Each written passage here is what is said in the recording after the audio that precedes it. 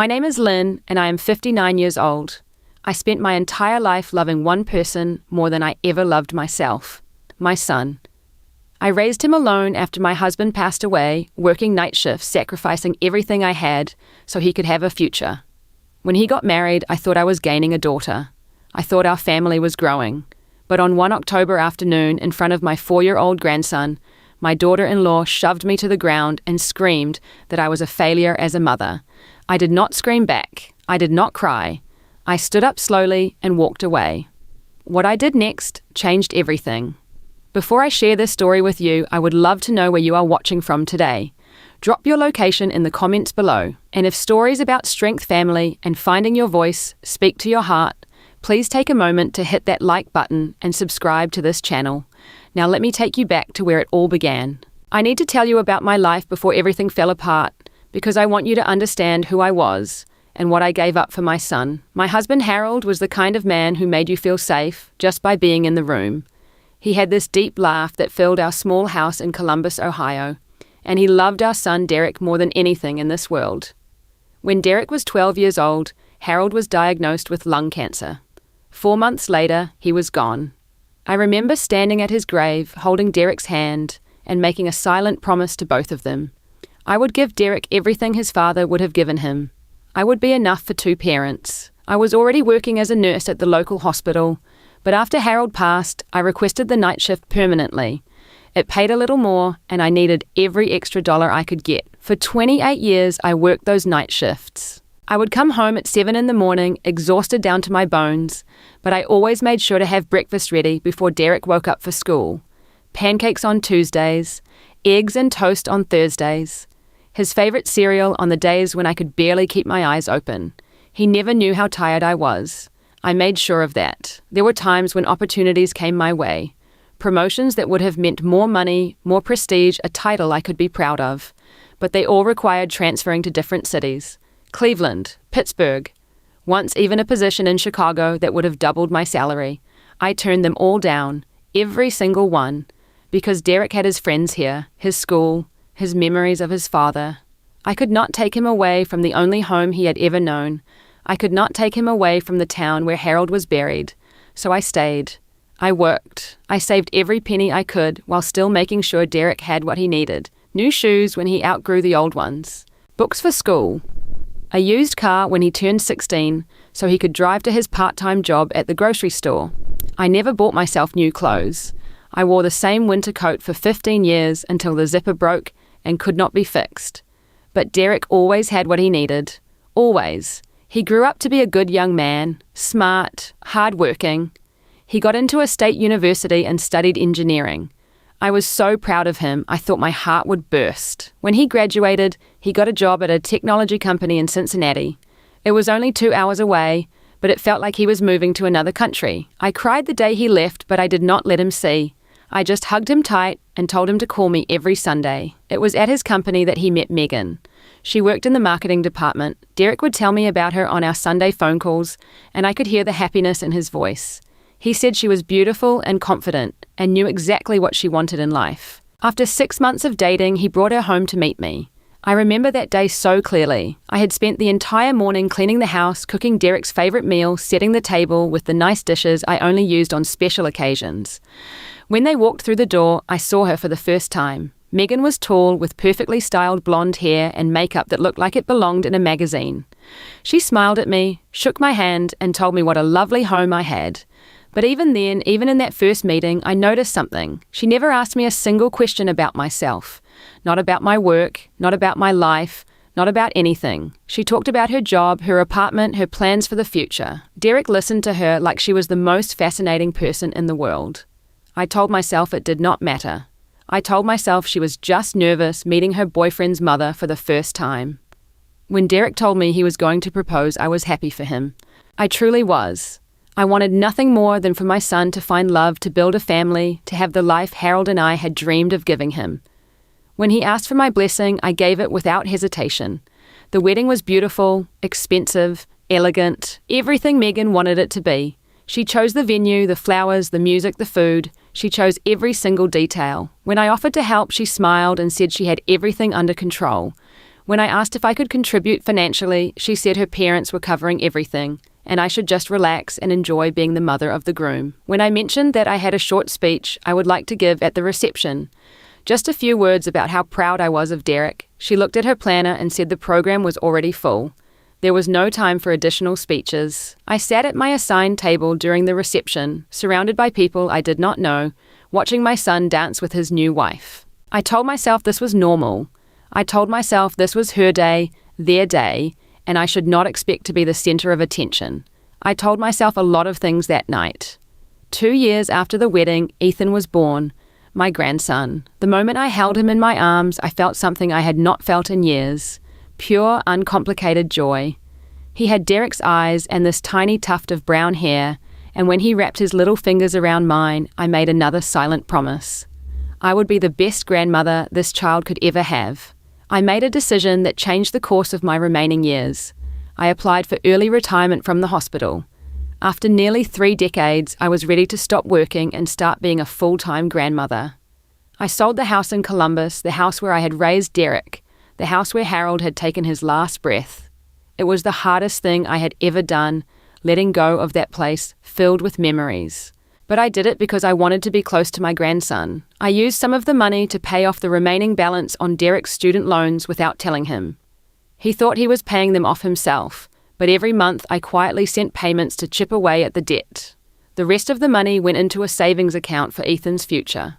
Then I moved to Cincinnati and rented a small apartment about 15 minutes from Derek and Megan's house. I thought I was starting the happiest chapter of my life. I thought I would spend my days playing with Ethan, helping with meals, being a part of their family. I thought I was gaining not just a grandson, but a daughter too. I was wrong. The changes did not happen all at once. They crept in slowly, so gradually that at first I thought I was imagining things. It started with the rules. Megan had a lot of rules about Ethan, and she expected me to follow every single one without question. I understood some of them. Every parent has their own way of doing things, and I respected that. But the rules kept multiplying, and they seemed designed specifically to limit my time with my grandson. I was not allowed to visit without calling at least 24 hours in advance. No spontaneous visits, no dropping by just to say hello. If I wanted to see Ethan, I had to schedule it like a business appointment. When I asked Megan why she said she valued her family's privacy and did not like unexpected guests, I apologized and said I would always call ahead, from now on. Then there were the food rules. I was not allowed to give Ethan anything to eat that Megan had not personally approved.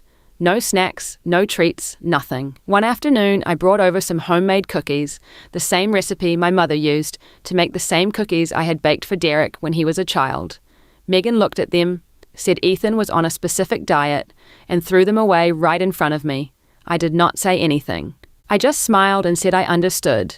The hardest rule was about the songs. I love to sing. When Derek was little, I used to sing him to sleep every night. Old lullabies my grandmother taught me, songs that had been passed down through generations of our family. When Ethan was born, I started singing those same songs to him. He seemed to love them. His eyes would get heavy and he would drift off to sleep in my arms while I hummed softly. One day, Megan told me to stop. She said those songs were outdated and not appropriate for a modern child. She said she had a specific playlist of developmentally appropriate music that Ethan listened to, and she did not want me confusing him with old-fashioned tunes. I wanted to argue. I wanted to say that these songs were part of our family history, part of who we are. But I saw the look in her eyes and I stayed silent. I stopped singing. Ethan's second birthday was when I first felt truly pushed aside. I spent an entire week knitting a sweater for him. It was soft blue wool with little white buttons and a pattern of tiny stars across the chest. I used the same pattern I had used when I knitted a sweater for Derek at that age. I poured my love into every stitch. When I presented it to Ethan at his birthday party, his face lit up. He reached for it with his chubby little hands, excited by the softness and the colors. But before he could touch it, Megan swooped in and took the box. She held up the sweater, examined it briefly and said, "That's sweet, but Ethan has a wool allergy. He can't wear this." I knew that was not true. Just the week before, I had seen Ethan wearing a wool cardigan that Megan's mother had given him. But I did not argue. I just nodded and said I was sorry I did not know. The next time I visited their house, I saw my sweater in a bag by the door. The bag was labeled for a charity donation pickup. She had not even tried to keep it out of sight. Around this time, I started noticing changes in Derek too. My son, who used to call me every Sunday without fail, was calling less and less. When he did call, the conversations were short. He sounded distant, distracted. When I asked if everything was okay, he always said the same thing. "Everything's fine, Mom, just busy with work." I tried to believe him. I tried to tell myself that he was just adjusting to being a husband and father, that his priorities had shifted, that this was normal. But something felt wrong. My son was slipping away from me, and I did not know how to stop it. One afternoon, I decided to bring Ethan some homemade chicken soup. He had a cold, and Derek had mentioned it during our brief phone call the day before. I did not call ahead. I know I should have, but I was worried about my grandson, and I thought this one time, just this once, it would be okay. When I arrived at their house, Megan's car was in the garage. I could see the lights on inside. I knocked on the door and waited. Nothing. I knocked again. Still nothing. I rang the doorbell. I could hear it chiming inside the house. But no one came to the door. I stood on that porch for 15 minutes, holding a pot of soup that was slowly getting cold, knocking and ringing until my knuckles were sore. Finally, I gave up. I got back in my car and drove home. That night, I called Derek to ask if everything was all right. He said Megan had been resting because she had a headache, and she must not have heard the door. He did not apologize. He did not seem concerned that I had stood outside their house like a stranger being refused entry. I told my friend Doris about what had been happening. Doris and I had worked together at the hospital for over 20 years. She was the only person I trusted enough to share these things with. Doris listened carefully, and then she said something that surprised me. "Lynn, I think Megan is jealous of you." I laughed. "Jealous of me?" A 60-year-old retired nurse living in a tiny apartment. What could she possibly be jealous of? "She's jealous of your relationship with Derek," Doris explained.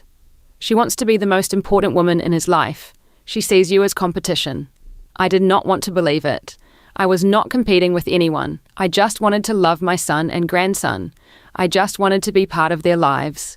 But Doris's words stayed with me, and I started to wonder if maybe, just maybe, she was right. I decided that instead of fighting against Megan, I would try even harder to please her. I would follow every rule. I would never show up unannounced. I would ask permission before doing anything with Ethan. I would prove to her that I was not a threat, that I only wanted to support their family. I thought if I tried hard enough, things would get better. I thought my love and patience would eventually break through her walls. I was so naive.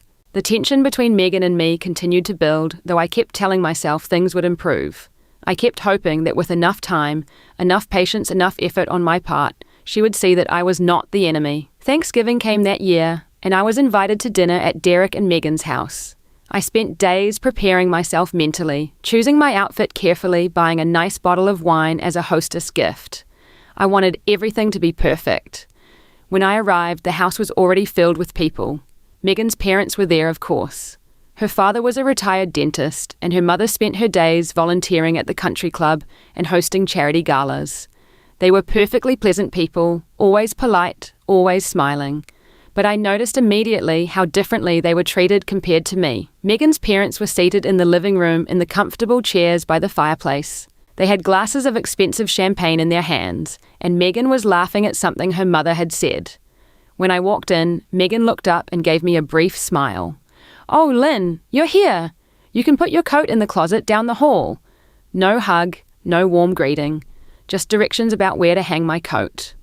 When we sat down for dinner, I discovered my seat was at the far end of the table near the kitchen door. Megan's parents were seated right next to Derek and Megan, close to Ethan's high chair.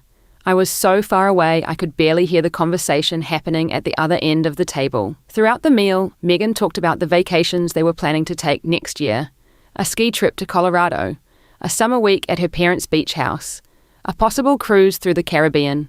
She mentioned the expensive gifts her parents had given them for their anniversary, a new espresso machine, a designer handbag, a weekend getaway to a spa resort. I sat there with my department store blouse and my sensible shoes, feeling more out of place with every passing minute. After dinner, I stood up to help clear the table and wash the dishes. It was habit, really. I had spent my whole life cleaning up after meals, and I wanted to be useful. Megan looked at me with something that might have been pity or might have been condescension. It was hard to tell. "Oh, Lynn, you don't need to do that. Just sit down and rest. You must be tired at your age." At my age. As if I were some fragile antique that might break if I lifted a plate. I sat back down and watched as Megan and her mother chatted and laughed while loading the dishwasher. They did not include me in their conversation. They did not even look in my direction. A few weeks after Thanksgiving, I received a call from Derek asking if I could pick Ethan up from preschool. Both he and Megan had important meetings that they could not reschedule, and they needed someone to get Ethan and watch him for a few hours. I was thrilled. Finally, an opportunity to spend time with my grandson. I arrived at the preschool 15 minutes early, signed in at the front desk, and told the receptionist I was there to pick up Ethan. The receptionist looked at her computer, frowned, and looked up at me. "I'm sorry, ma'am, but your name isn't on the authorized pickup list." I was confused. I explained that my son had called me that morning and asked me to pick Ethan up. I showed her my identification. I gave her Derek's phone number so she could verify. But the receptionist was firm. School policy required that only people on the pre-approved list could take a child. If I was not on the list, I could not leave with Ethan. I called Derek. He apologized and said he would call the school right away to sort things out. But sorting things out took almost an hour. I sat in the preschool lobby watching the minutes tick by, feeling humiliated and confused. When Ethan was finally released to me, he ran into my arms and hugged me tight. "Grandma!" he shouted, and for a moment all the frustration melted away. But that night, Megan called me. She was not happy. "Lynn, I heard what happened at the school today. You made a scene." I had not made a scene. I had sat quietly in the lobby while they verified my identity, but I did not argue. "I'm sorry if I caused any trouble," I said. "I didn't realize my name wasn't on the list.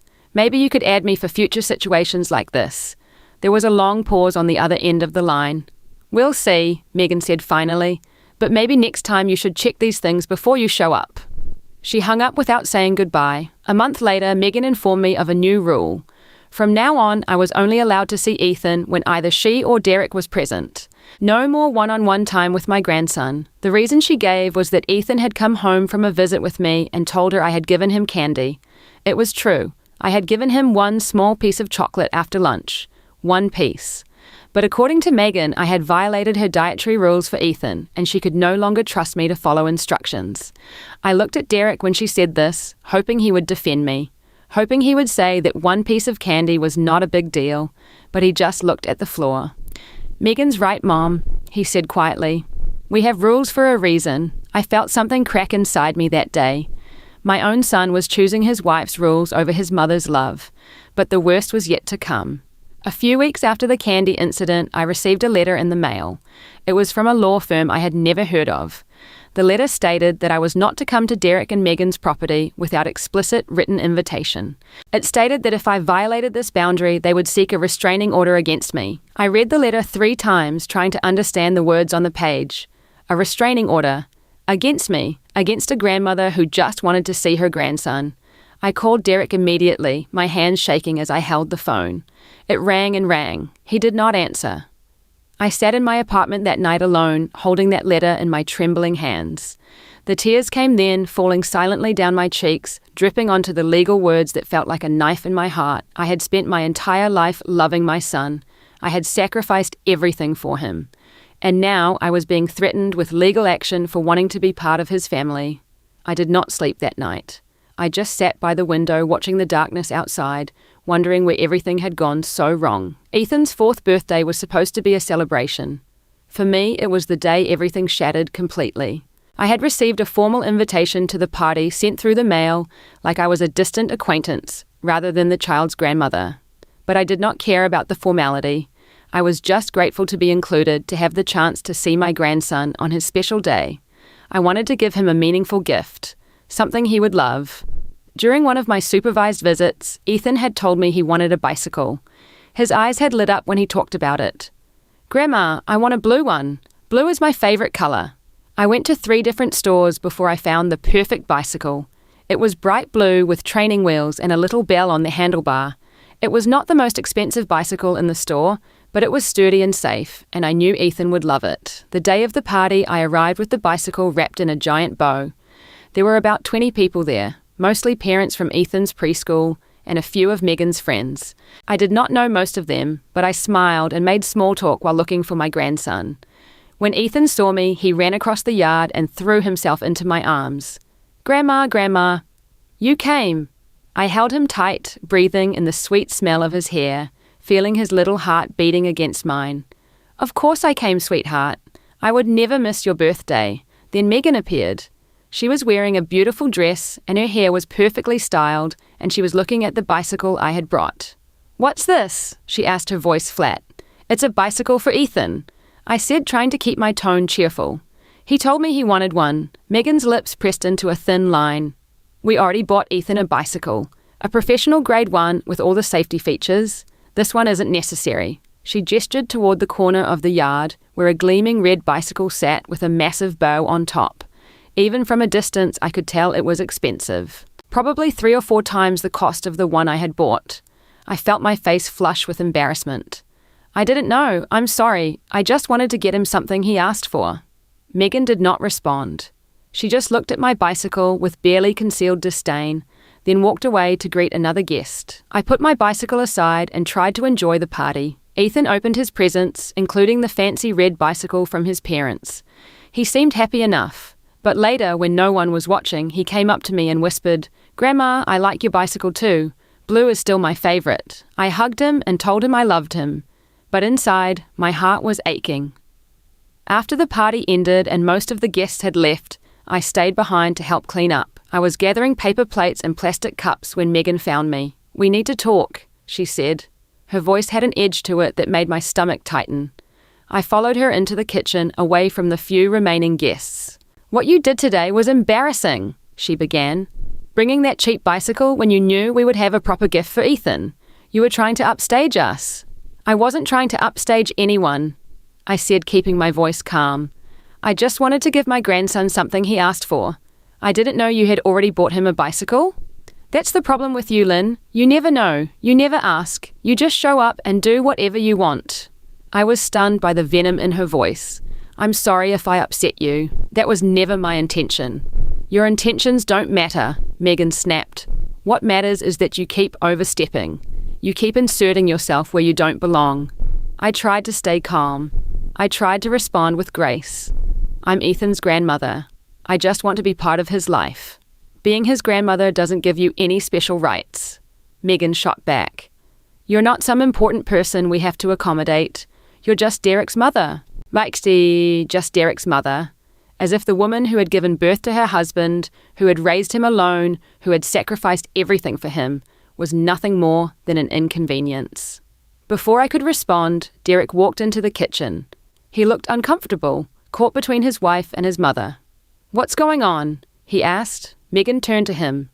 "I was just explaining to your mother that she needs to learn some boundaries." Derek looked at me, and for a moment I thought he might defend me. I thought he might finally stand up and say that I did not deserve to be spoken to this way, but he just looked at the floor. "Mom, maybe you should head home. It's been a long day." My heart broke a little more. My son was not going to defend me. He was asking me to leave. I gathered my purse and started walking toward the door, but Megan was not finished. "You know what your problem is, Lynn," she called after me. "You think being Derek's mother makes you special. But let me tell you something. He doesn't talk about you to his friends. He's embarrassed by you. Because you're a failure." I stopped walking. My blood went cold. "That's enough, Megan," Derek said, but his voice was weak, unconvincing. Megan ignored him. She walked toward me, her heels clicking on the hardwood floor. "You raised your son alone, but he had to take out loans for college because you couldn't afford to pay for it. You worked your whole life as a nurse, but you have nothing to show for it. No savings, no investments, nothing. You're just a poor old woman living in a rental apartment, desperate for attention from a family that doesn't want you." Every word was like a knife. I wanted to defend myself. I wanted to tell her that I had paid off Derek's student loans secretly. I wanted to tell her about the money I had saved for Ethan's future. I wanted to tell her about all the sacrifices I had made, all the opportunities I had given up, all the years I had spent putting my son before myself. But before I could say anything, I tried to step around her to reach the door. That was when she put both hands on my shoulders and shoved me. I lost my balance and fell backward, landing hard on the floor. The impact sent pain shooting through my hip and my wrist. I looked up and saw Ethan standing in the doorway of the kitchen, his eyes wide with fear, his lips trembling. "Grandma," he whimpered. I looked at Megan standing over me with her fists clenched. I looked at Derek frozen in place doing nothing. I looked at my grandson watching his grandmother lying on the floor. Slowly, carefully, I got to my feet. My hip ached, my wrist throbbed, but I did not cry. I did not shout. I did not give Megan the satisfaction of seeing me break. I walked over to Ethan and knelt down, ignoring the pain in my knees. "Grandma loves you, sweetheart," I said softly. "Always remember that." Then I stood up, walked past Megan and Derek and left the house. I drove home in silence. No radio, no tears, just a hollow emptiness that seemed to fill every part of me. When I got to my apartment, I sat down on my couch and stared at the wall. I did not know how long I sat there. Minutes, hours. Time had stopped meaning anything. The woman I had hoped would be like a daughter had pushed me to the ground and called me a failure. My son had stood there and watched, and my grandson had seen it all. I did not know what I was going to do next, but I knew that something had to change. The days after the birthday party were the darkest of my life. I did not leave my apartment. I did not answer phone calls. I barely ate. I would make myself a cup of tea and then forget to drink it, finding it cold hours later on the kitchen counter. The curtains stayed closed. The television stayed off. I existed in a kind of numbness that was almost worse than pain. I kept replaying Megan's words in my head. "You're a failure. He's embarrassed by you. You have nothing to show for it." Each word was a wound that would not stop bleeding. Was she right? Had I really failed as a mother? I had worked so hard for so long. I had given up everything. But what did I have to show for it? A son who would not defend me. A daughter-in-law who despised me. A grandson I was barely allowed to see. Maybe I was a failure. Maybe everything I had sacrificed had been for nothing. For the first time in my life, I felt truly alone. It was Doris who pulled me out of the darkness. After 5 days of unanswered phone calls, she showed up at my door and refused to leave until I let her in. When she saw me, her face crumpled with concern. "Lynn, what happened to you?" I told her everything. The birthday party, the argument, the things Megan had said. Being pushed to the ground while my grandson watched. Derek standing there saying nothing. Doris listened without interrupting. When I finished, she was quiet for a long moment. Then she spoke, and her voice was firm. "Lynn, I have known you for almost 30 years. I have seen you work double shifts and still find the energy to smile. I have seen you comfort dying patients and hold the hands of grieving families. I have seen you give everything you had to your son, sacrificing your own happiness for his future. You are many things, my friend, but a failure is not one of them." I shook my head. "But look at me, Doris. My son won't even defend me against his wife." "That says something about him," Doris replied. "Not about you. You raised him with love. You did your best. What he does with that is his choice, not your failure." I wanted to believe her, but the weight of Megan's words was still crushing me. "She pushed me," I whispered, "in front of Ethan, and Derek just stood there." Doris took my hands in hers. "I know, and that was wrong. Inexcusably wrong. But you can't let her destroy you, Lynn. You can't let her words become your truth. You have to fight back." "I don't want to fight," I said. "I just want to see my grandson." "Then fight for that," Doris said. "Not with anger, not with revenge. Fight with the truth. Make Derek see who his mother really is. Make him remember everything you did for him." That night, after Doris left, I sat alone in my apartment and thought about what she had said. Fight with the truth. I began to remember things I had forgotten in the fog of pain. The nights I had worked overtime to pay for Derek's braces. The summer I had taken on extra shifts so he could go to baseball camp. The car I had wanted to buy for myself, but instead put a down payment on Derek's first apartment when he moved to Cincinnati. I thought about the student loans. Derek thought he was paying them himself, but every month for years I had secretly sent money to chip away at his debt. By the time he paid off what he thought was the full balance, I had already covered more than half of it without him knowing. I thought about my house in Columbus, the house where I had raised him, the house full of memories of Harold. I had sold it and moved to Cincinnati to be close to Ethan. The money from that sale was sitting in a savings account, earmarked for my grandson's education. I was not a woman with nothing. I was a woman who had given everything. There was a difference. Slowly something began to shift inside me. The numbness started to fade. In its place, a quiet strength began to grow. Not anger, not bitterness, just a clear, calm determination. I was not going to let Megan's words define me. I was not going to let this be the end of my story. I decided I would take action, not to hurt anyone, not for revenge, but to speak my truth and reclaim my dignity. I sat down at my kitchen table and began to plan. The first thing I did was write a letter to Derek. Not an angry letter, not an accusatory letter, just the truth written in my own words from my own heart. I spent 3 days working on that letter, writing and rewriting until every sentence felt right. I wanted Derek to understand, truly understand, what I had done for him throughout his life. I wrote about the night shifts. I wrote about the promotions I had turned down so he could stay in Columbus, near his friends and his father's grave. I wrote about the overtime hours, the holidays I had worked so other nurses with young children could be home with their families.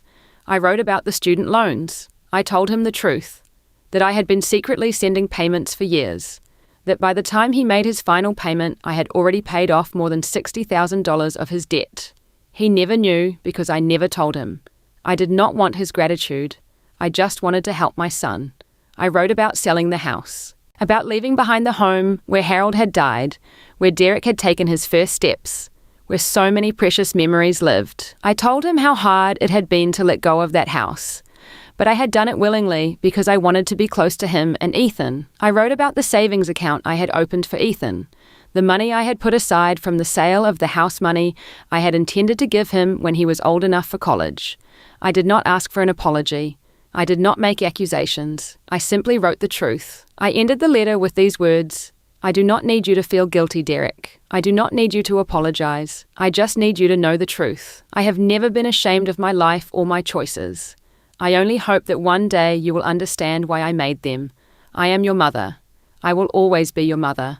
And nothing anyone says or does can change that. All my love, Mom. I sealed the letter, addressed it, and mailed it the old-fashioned way. No email, no text message. A real letter written by hand, delivered through the mail. I wanted Derek to hold it in his hands, to feel the weight of the paper, to know that his mother had taken the time to write to him properly. While I waited for Derek to receive the letter, I made another decision. I called a lawyer. I did not want to sue anyone. I did not want to drag my family through court, but I wanted to know my rights. As a grandmother in Ohio, what legal options did I have? The lawyer's name was Patricia. She was a kind woman in her early 50s who specialized in family law. I sat in her office and told her my story, trying to stay calm, trying to present just the facts. Patricia listened carefully, taking notes. When I finished, she nodded slowly. In Ohio, grandparents do have the right to petition for visitation under certain circumstances, she said. If you can demonstrate that you have an existing relationship with your grandchild, and that visitation would be in the child's best interest, the court may grant you visitation rights. I don't want to sue my son, I said quickly. I don't want to tear the family apart. I understand, Patricia replied, but sometimes just letting the other parties know that you have legal options can change the dynamic. It shows them that you are not powerless, that you have rights. I thought about that for a moment, then I asked Patricia to draft a letter to Derek and Megan, not a lawsuit, just a formal letter explaining my rights as a grandparent and requesting that we find a reasonable arrangement for me to have a relationship with Ethan. Patricia sent the letter 3 days later. 2 weeks passed, 2 long, quiet weeks of waiting and wondering. I tried to keep busy. I volunteered at the local senior center, helping with meal deliveries. I took long walks in the park. I called Doris every day just to hear a friendly voice. Then one evening there was a knock at my door. I opened it and found Derek standing there. His eyes were red. He had been crying.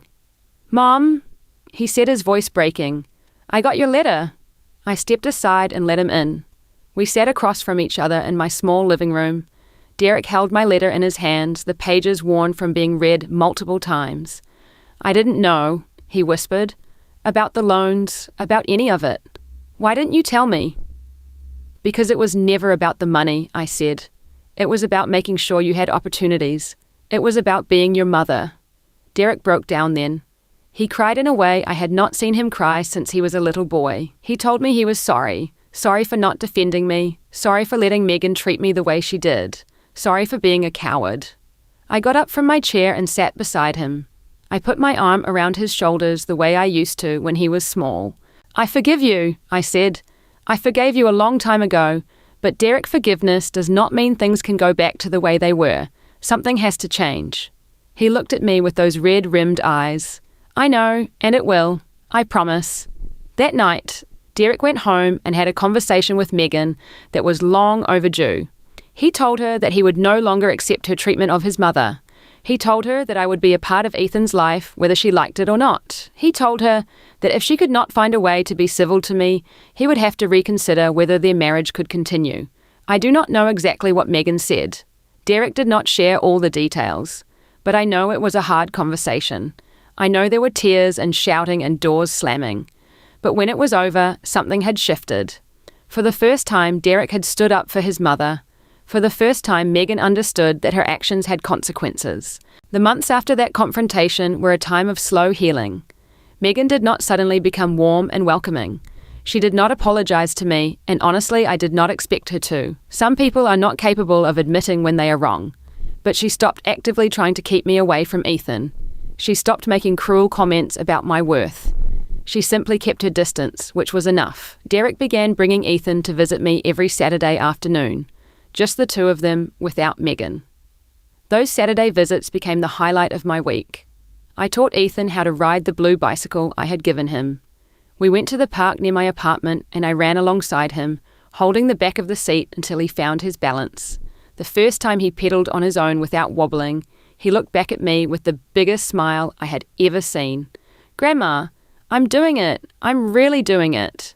I clapped and cheered and felt tears prickling at the corners of my eyes. Happy tears this time. I taught him how to make cookies using my mother's recipe. We stood side by side in my tiny kitchen, measuring flour and sugar, cracking eggs, mixing dough. His hands got sticky and his face got covered in chocolate chips. But he was so proud when we pulled that first batch out of the oven. "We made these, Grandma," he said, holding up a warm cookie. "We made them together." "Yes, we did, sweetheart. Yes, we did." I started rebuilding my life beyond my family too. I reconnected with former colleagues from the hospital. I joined a book club at the library. I started volunteering at a local clinic using my nursing skills to help people who could not afford regular medical care. I realized that somewhere along the way I had made my entire identity about being Derek's mother. I had forgotten that I was also Lynn, a woman with her own interests and passions and contributions to make to the world. One afternoon, Derek came to visit without Ethan. He sat down across from me with a serious expression.